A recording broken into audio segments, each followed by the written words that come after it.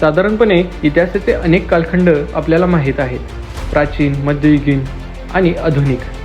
त्यातही मध्ययुगीन कालखंड हा पूर्व, मध्य आणि उत्तर काळामध्ये विभागला गेला आहे.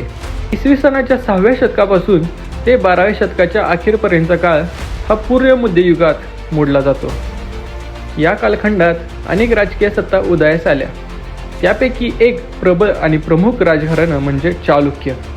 उत्तर कर्नाटकचा भाग हा प्रभाव क्षेत्र असलेल्या चालुक्यांनी नर्मदेपासून ते दक्षिणेत कांचीपर्यंत आपले वर्चस्व प्रस्थापित केले.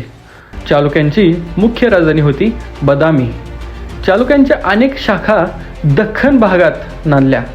त्यापैकी पश्चिम चालुक्यांना राजधानीच्या नावामुळे बदामी चालुक्य म्हणून इतिहासात ओळखले गेले. बऱ्याच जणांच्या बोलण्यात हम्पी बदामीचा एकत्र उल्लेख येतो. त्यामुळेच लोकांचा असा गैरसमज आहे की हम्पीच्या जवळपासच कुठेतरी किंवा हम्पीच्या रस्त्यावरच बदामी आहे. पण वास्तवात बदामी हम्पीपासून जवळपास 150 किलोमीटर लांब आहे आणि बदामी हम्पीच्या उत्तरेला आहे.